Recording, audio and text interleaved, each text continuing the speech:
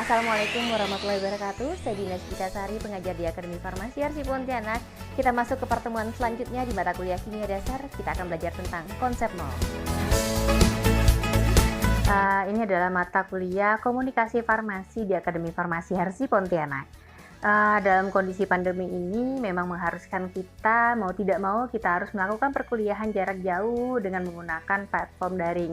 Nah, untuk mata kuliah komunikasi farmasi dengan saya akan menggunakan platform YouTube dan melalui channel YouTube saya.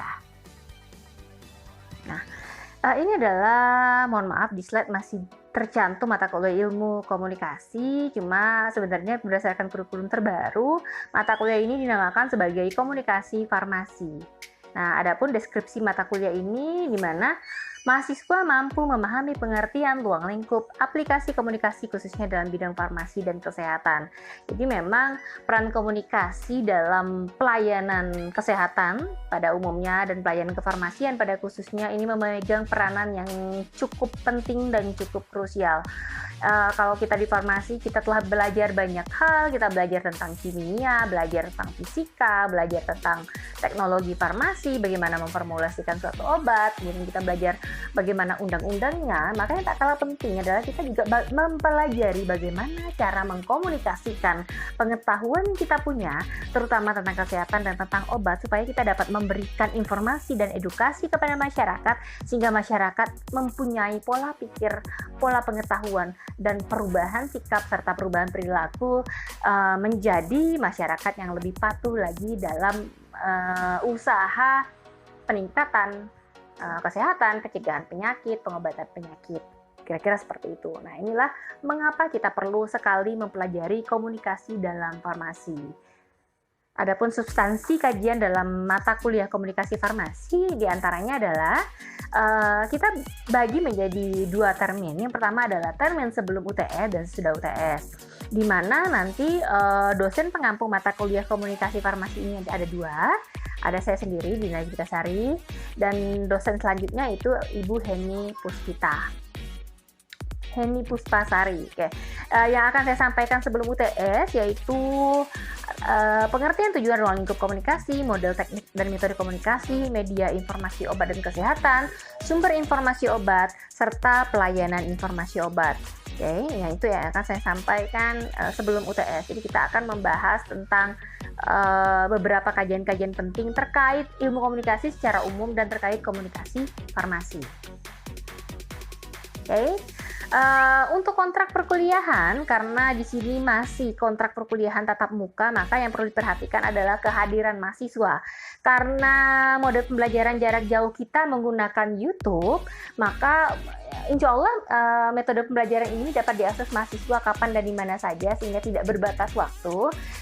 Jika ada kendala teknis, silahkan video perkuliahan ini dapat diakses kapan saja dan di mana saja sesuai kebutuhan dari mahasiswa. Tetapi tetap saja kita harus mendokumentasikan kehadiran mahasiswa. Untuk itu nanti mahasiswa tetap mengisi formulir presensi atau kehadiran dari mahasiswa. Oke. Tadi kehadiran tetap 75%, artinya diharapkan mahasiswa 75% mengikuti pembelajaran atau perkuliahan.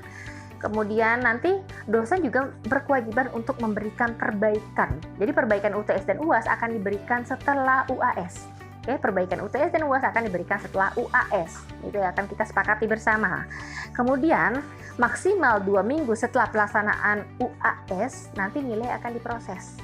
Kalau UAS maka nanti setelah remedial, jika dilakukan remedial 2 minggu setelahnya maka nilai akan diproses dan transparansi terhadap nilai akan dilakukan dosen kepada mahasiswa sehingga mahasiswa nanti bisa meng-cross check nilai yang diberikan oleh dosen. Seperti itu ya. Oke, kita masuk kepada komunikasi. Kalau kita berbicara komunikasi secara garis besar, secara umum, maka kita akan melihat pola dari komunikasi itu sendiri. Maka dalam komunikasi tentu saja ada sender. Oke, ada sender, yaitu pembentukan pesan, pemikiran, perasaan, perilaku dari pengirim pesan. Oke, berarti sender fungsinya adalah mengirimkan pesan, mengirimkan informasi.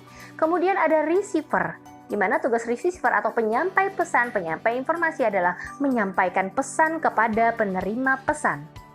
Oke. Nah, setelah adanya penyampaian pesan dan penerimaan pesan, maka tentu yang diharapkan adalah reaksi dari penerima sehingga didapatlah suatu umpan balik. Oke, didapatlah suatu umpan balik, tetapi pada pelaksanaannya tentulah pasti ada beberapa kendala dalam komunikasi yang kita kenal dalam barrier komunikasi. Nah, itulah yang akan kita bahas secara garis besar dalam mata kuliah komunikasi farmasi hari ini. Nah, apa itu komunikasi? Beberapa teori pengertian komunikasi menurut beberapa tokoh dunia. Yang pertama menurut Edward Depare. Komunikasi merupakan proses penyampaian gagasan, harapan, pesan melalui lambang tertentu, mengandung arti oleh penyampai pesan kepada penerima pesan. Poin yang digarisbawahi adalah adanya penyampaian gagasan, harapan maupun pesan dapat melewati atau melalui lambang tertentu. Artinya, melalui lambang tertentu itu tidak hanya disampaikan melalui tulisan, tetapi dapat juga disampaikan melalui lisan atau lambang-lambang tertentu. Makanya nanti kita akan membahas tentang komunikasi verbal dan komunikasi non-verbal. Kemudian menurut James A.F. Stoner, di mana komunikasi merupakan proses usaha seseorang untuk memberi pengertian dengan cara pemindahan pesan. Jadi kalau kita lihat di sini pengertiannya masih sama. Ada proses transfer, ada proses pemberian pesan informasi dari pemberi pesan kepada penerima pesan. Pengertian ketiga kita lihat dari Charles H. Cooley.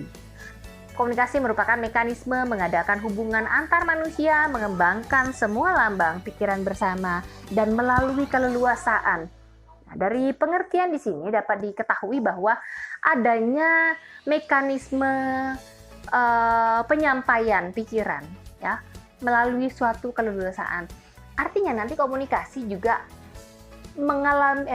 dipengaruhi oleh beberapa barrier atau kendala dalam komunikasi.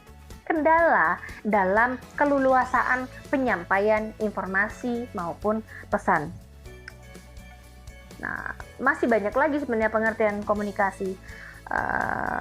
Menurut John R. Cameron, di mana komunikasi merupakan proses pribadi dalam menerima dan mengirim simbol bagi kepentingan mereka. Kira-kira masih banyak lagi. Itu ada beberapa tokoh lain yang masih banyak mengembangkan tentang konsep-konsep dan pengertian komunikasi. Di antaranya ada William Elbig, ada Wilbur Scum, ada Sir Gerald Berry, kemudian ada William R. Gulka. Jadi berbagai macam teori tentang komunikasi sebenarnya memberikan gambaran yang sama, di mana komunikasi pada garis besarnya adalah penyampaian pesan, informasi, gagasan, ya, harapan dari pengirim pesan kepada penerima pesan, di mana diharapkan adanya timbal balik dari komunikasi yang dihasilkan tersebut sehingga tercapai tujuan bersama, tercapailah pemikiran bersama. Kira-kira seperti itu. Nah, kalau kita bicara tentang komunikasi, maka kita akan belajar tentang jenis komunikasi. Nah, adapun jenis komunikasi ini ada berbagai macam. Yang pertama menurut timbal balik yang diberikan. Kita mengenal adanya komunikasi satu arah dan komunikasi dua arah. Oke, komunikasi satu arah dan komunikasi dua arah. Nah, perbedaannya adalah di mana dalam komunikasi pada hakikatnya semua komunikasi itu diharapkan adalah komunikasi dua arah, gitu ya.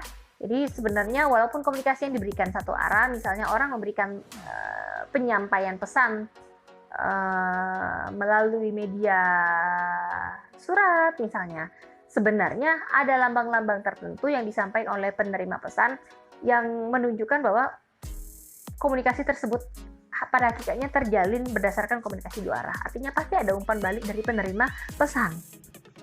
Kemudian menurut jumlah yang berkomunikasi, kita kenal adanya komunikasi perorangan dan komunikasi kelompok. Nanti masih banyak lagi berdasarkan jumlah komunikasi ini bisa juga dibagi menjadi komunikasi perorangan, komunikasi massa, komunikasi publik, komunikasi kelompok. Jadi kira-kira seperti itu. Pada garis besarnya nanti dibagi perorangan dengan kelompok. Jadi target penerima pesannya itu siapa. Kalau dalam komunikasi farmasi nanti kita membaginya berdasarkan komunikasi intrapersonal, komunikasi interpersonal, komunikasi publik, dan komunikasi massa. Kemudian menurut cara penyampaian, komunikasi dapat dinyatakan atau dapat disampaikan melalui lisan ataupun melalui tulisan atau dapat melalui lambang-lambang tertentu. Komunikasi yang disampaikan melalui lisan artinya dengan menggunakan kata-kata. Misalnya penyampaian pembelajaran perkuliahan komunikasi dengan menggunakan media YouTube, maka yang saya sampaikan adalah materi dengan lisan, dengan penyampaian. Kemudian juga saya sampaikan secara tulisan, yaitu dengan PowerPoint yang saya gunakan, itu yang dinamakan penyampaian secara lisan ataupun penyampaian secara tulisan. Kemudian nanti juga dikenal jenis-jenis komunikasi langsung dan komunikasi tidak langsung, di mana komunikasi langsung itu dikenal dengan komunikasi tanpa perantara media. Misalnya komunikasi antara perawat dan komunikasi antara farmasis dengan pasien dalam pemberian informasi obat. Misalnya pasien menebus obat atau membeli obat di apotek, kemudian apoteker ataupun tenaga teknis kefarmasian kemudian melayani pasien tersebut, menanyakan keluhan, menanyakan riwayat penyakitnya untuk melakukan suatu medikasi. Nah, itu adalah komunikasi yang dilakukan secara lisan, atau komunikasi juga yang dilakukan secara langsung. Nah, adapun komunikasi yang dilakukan secara tidak langsung, contohnya di apotek misalnya, obat yang kita siapkan, kemudian kita tuliskan aturan pemakaiannya, kemudian nama obatnya, fungsi dari obatnya sendiri di etiket. Oke. Nah, itu yang dinamakan komunikasi tidak langsung, karena penyampaian komunikasi kita sampaikan melalui media. Medianya apa? Yaitu etiket. Kemudian menurut maksud komunikasi bahkan dibagi menjadi beberapa, yaitu komunikasi perintah. Yaitu perintah itu artinya kita mendirect orang untuk melakukan sesuatu. Kemudian komunikasi nasihat. Komunikasi yang diberikan dalam penyampaian pesan untuk memberikan gagasan terhadap penerima pesan dalam dalam menyikapi suatu masalah dan dalam memberikan solusi terhadap masalah yang dihadapinya. Termasuk juga komunikasi saran. Kemudian komunikasi ceramah. Komunikasi ceramah ini masuk pada ranah komunikasi kelompok, komunikasi publik atau massa yang diberikan pada lingkup yang lebih luas lagi. Artinya kita memberikannya pada kelompok dalam jumlah kelompok besar, gitu ya. Kemudian komunikasi rapat, komunikasi interview. Jadi banyak jenis komunikasi yang membagi komunikasi menurut beberapa aspek. Kira-kira seperti itu. Kemudian kita akan membahas tentang ruang lingkup komunikasi. Kalau kita bicara tentang ruang lingkup komunikasi, maka kita melihatnya berdasarkan beberapa aspek. Yang pertama adalah bentuk spesialisasi. Bentuk spesialisasi yang pertama adalah komunikasi personal. Komunikasi personal itu merupakan komunikasi antarpersonal, komunikasi dengan sendiri, komunikasi dengan isyarat, komunikasi dengan kerohanian. Jadi komunikasi personal itu melingkupi, contohnya seperti ini. pada saat pasien datang ke apotek kemudian memberikan keluhannya untuk mengharapkan suggest dari tenaga teknis kefarmasian atau farmasis memberikan rekomendasi obat kepada pasien, maka nanti kan dalam memberikan keputusan, ya, dalam memberikan suatu keputusan, farmasis akan mempertimbangkan beberapa aspek. Yang pasti aspek yang harus dipertimbangkan adalah aspek QES, quality, efficacy, and safety, atau kualitas, efikasi atau efek obat, juga keamanan, safety, keamanan dari pengobatan. Nah, pada saat kita menimbang aspek-aspek QES tadi dalam informasi yang akan kita sampaikan, maka kita lah secara tidak langsung melakukan komunikasi dengan diri sendiri, atau komunikasi antar personal atau intrapersonal, atau komunikasi dengan diri sendiri. Kemudian komunikasi dengan isyarat. Komunikasi spesialisasi dengan isyarat ini dapat diberikan kepada penerima pesan atau receiver tertentu yang memang menggunakan isyarat-isyarat dalam komunikasi. Jadi tidak tanda petik tidak hanya misalnya komunikasi yang kita berikan dengan bahasa isyarat terhadap terhadap receiver yang mempunyai kondisi tertentu, spesial tertentu, misalnya tidak dapat mendengar atau tidak dapat berbicara. Tidak hanya seperti itu, komunikasi dengan isyarat dapat diberikan, misalnya kita dapat memberikan komunikasi isyarat dengan kalau di pramuka ya kita mengenal beberapa sandi, itu juga menggunakan isyarat, di mana kita menggunakan lambang-lambang tertentu dalam memberikan komunikasi, menggunakan Morse, menggunakan kamera, menggunakan center lighting, dan lain sebagainya. Kemudian komunikasi isyarat juga dengan misalnya seperti ini. Seorang tenaga teknis kefarmasian yang jika berpraktek di apotek menggunakan seragam, maka dia memberikan seragamnya tersebut memberikan isyarat, menginformasikan kepada orang bahwa dia adalah seorang tenaga teknis kefarmasian. Jadi kadang-kadang orang mengatakan bahwa you what you wear. Jadi kamu adalah apa yang kamu gunakan. Maka apa yang kamu gunakan tersebut akan menceritakan atau menginformasikan siapa kamu.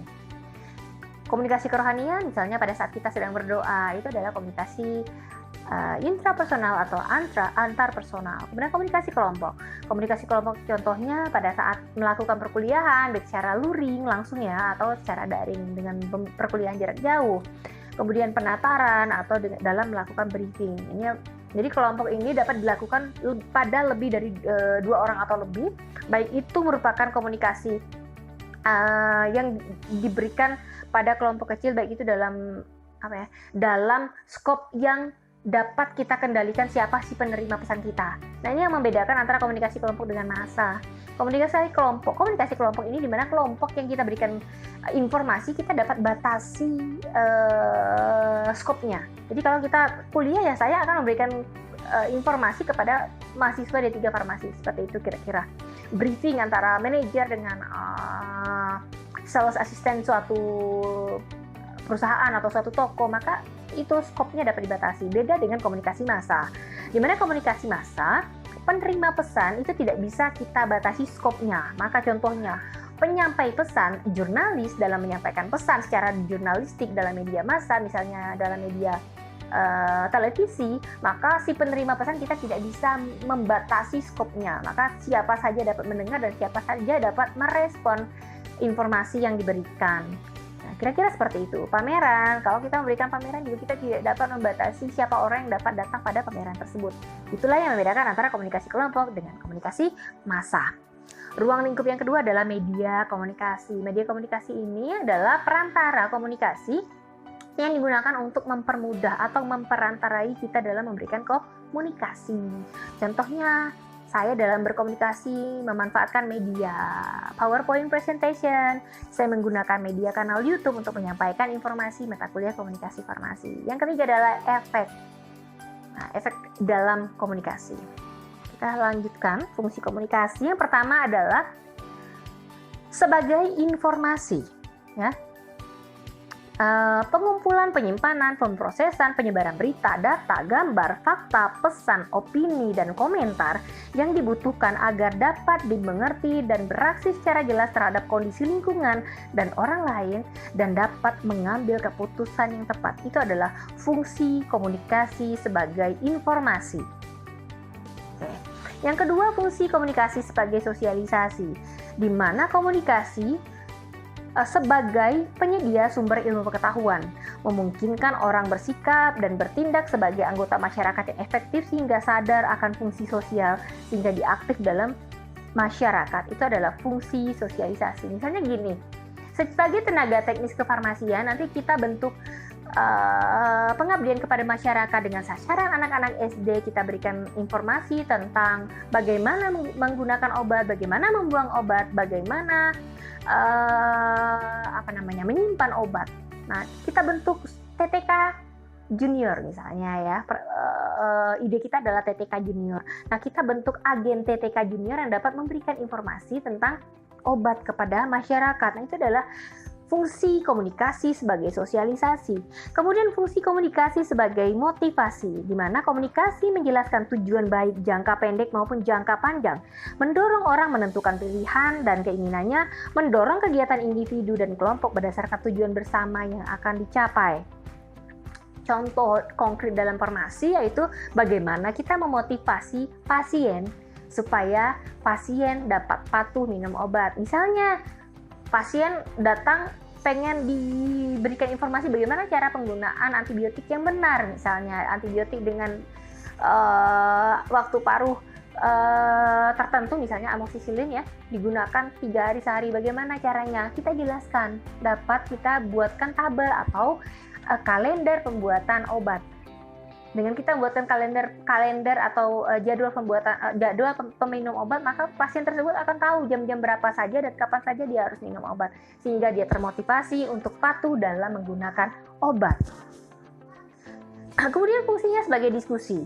Komunikasi menyediakan dan saling menukar fakta yang diperlukan untuk memungkinkan persetujuan dan menyelesaikan perbedaan pendapat, menyediakan bukti yang relevan dan diperlukan untuk kepentingan anggota diskusi, agar anggota diskusi lebih melibatkan diri dalam masalah menyangkut kepentingan bersama. Sehingga dalam komunikasi yang tadi adalah pemikiran bersama, diskusi antara pasien dengan tenaga teknis kefarmasian misalnya ya, dalam menyelesaikan masalah penyakit dan masalah terkait penggunaan obat misalnya.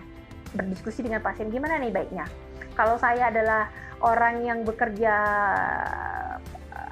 dengan jam kerja, tapi shiftnya adalah malam sampai pagi, bagaimana misalnya saya harus menggunakan obat pencahar? Maka kita lakukan diskusi. Gitu. Sehingga penggunaan obat tersebut tidak mengganggu aktivitasnya dalam bekerja. Kira-kira seperti itu. Kemudian fungsi sebagai pendidikan. Pengalihan ilmu pengetahuan dapat mendorong perkembangan intelektual, pembentukan watak, serta membentuk keterampilan dan kemahiran yang diperlukan pada semua bidang kehidupan. Sudah jelas, komunikasi yang diberikan dosen kepada mahasiswa adalah komunikasi pendidikan, ya, untuk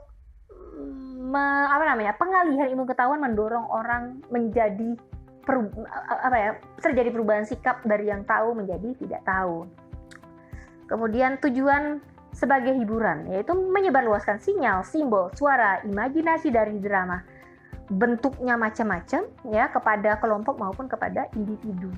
Jadi pada saat kita memberikan informasi obat kepada pasien, maka kita perlu melakukan terobosan-terobosan, inovasi-inovasi dalam penyampaian informasi obat sehingga penerima pesan tentang obat tadi tidak takut. Jadi obat yang notabene adalah racun tadi, yang tadinya menakutkan misalnya, menjadi sesuatu topik yang dapat dibicarakan dalam konteks yang lebih santai gitu.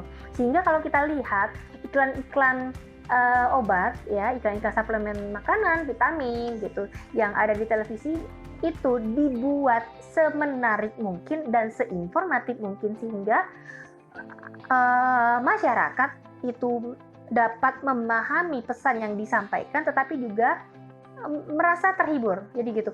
Orang akan dapat menerima pesan dari penyampai pesan jika mereka tidak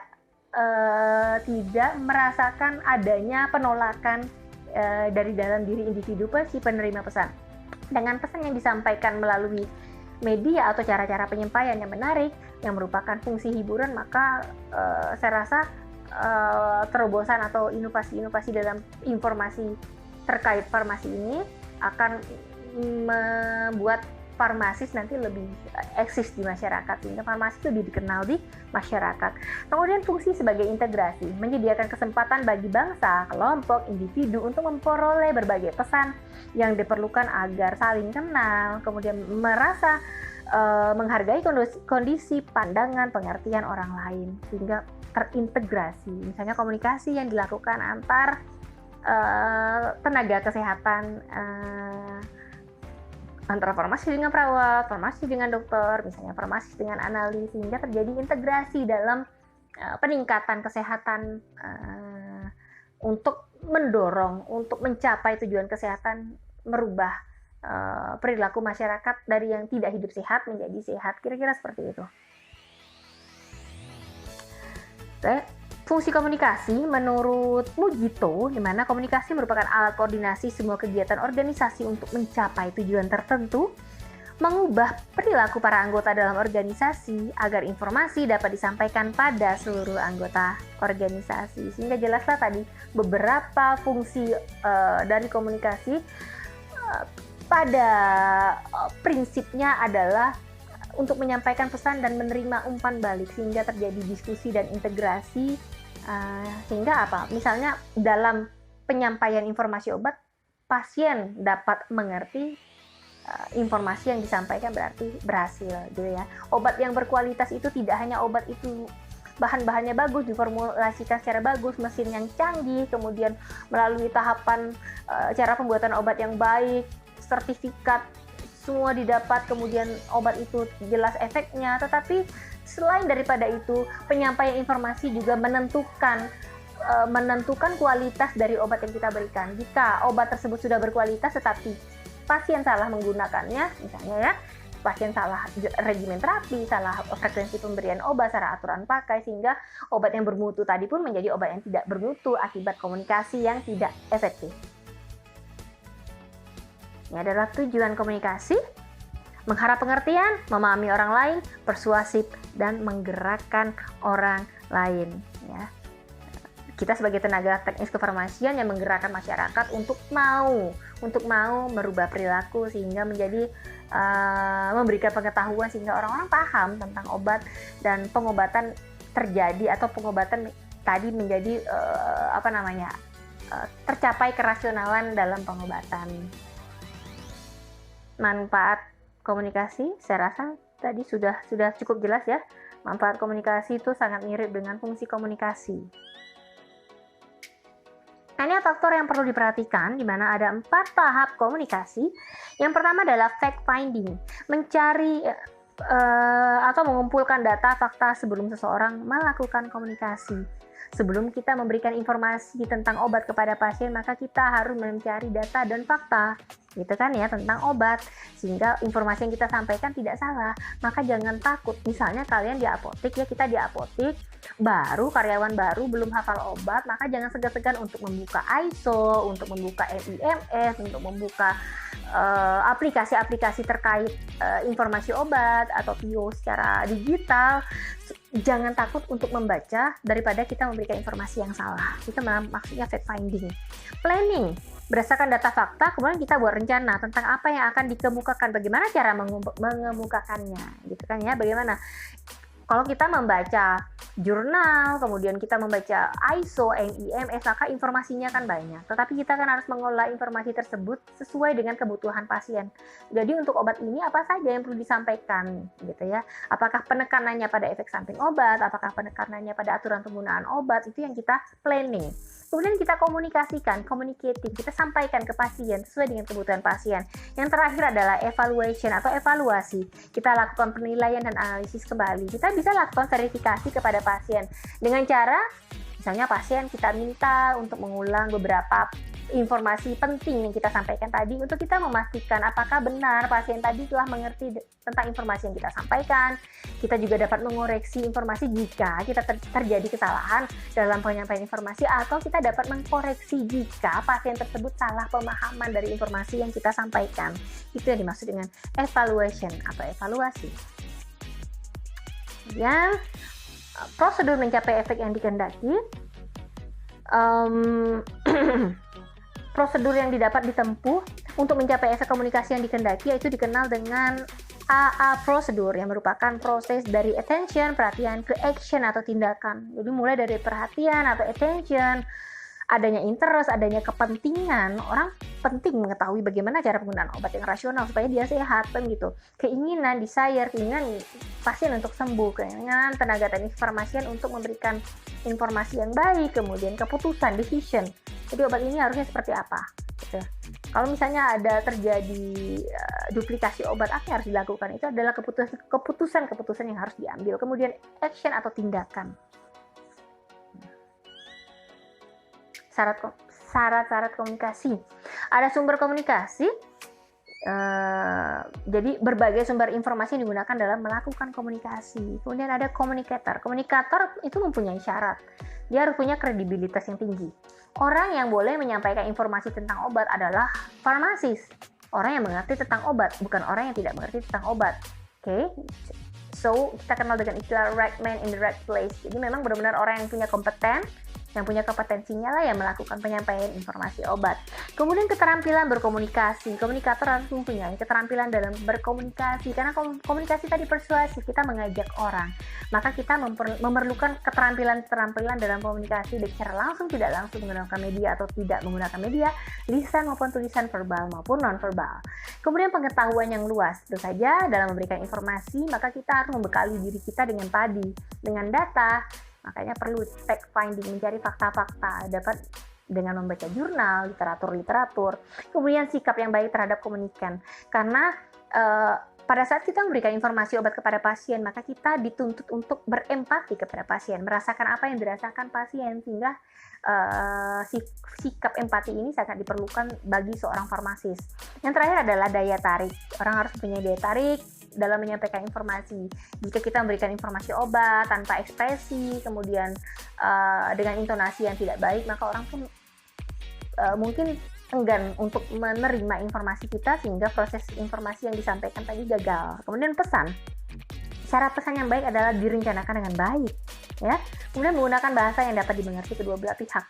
Jangan memaksakan diri untuk menggunakan bahasa Indonesia jika kita berada pada suatu daerah tertentu yang notabene memang daerah tertentu tersebut menggunakan bahasa daerah. Maka sesuaikan saja dengan siapa penerima pesan kita. Kemudian menarik minat dan kebutuhan pribadi penderita dan menimbulkan kepuasan. Nah, kita harus menarik minat, harus menarik tadi ya, harus mempunyai daya tarik, sehingga kita juga harus berempati kepada pasien yang kita berikan pesan tersebut. Kemudian komunikan atau komunikator itu syaratnya adalah keterampilan dalam menangkap dan meneruskan pesan. Kalau kita menerima informasi dari dokter, ya, misalnya terkait dengan resep, maka kita harus menangkap informasi tersebut, kemudian meneruskan pesan tersebut, ya, dengan cara kita menyiapkan obatnya dan memberikan informasi obat kepada pasien. Pengetahuan-pengetahuan tertentu yang terkait dengan informasi yang akan kita sampaikan, kemudian sikap dalam berkomunikasi. Strategi komunikasi bersifat makro dan tidak terlepas dari pengkajian terhadap pertautan antar komponen komunikasi. Manajemen untuk mencapai tujuan komunikasi dan menjadi panduan perencanaan komunikasi untuk mencapai tujuan yang telah ditetapkan. Adapun yang harus kita perhatikan adalah tujuan utama strategi komunikasi adalah to secure understanding.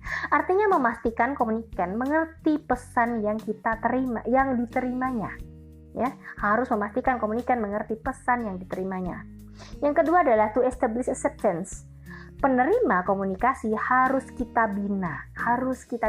Pada saat kita memberikan informasi obat, ya harus kita bina. Misalnya kalau di apotek biasanya kita minta, Bapak Ibu boleh saya meminta kontak person Bapak Ibu supaya nanti kami dapat memantau penggunaan obat, apakah Bapak Ibu telah benar menggunakan obat, seperti itu. Ini adalah cara kita membina pasien.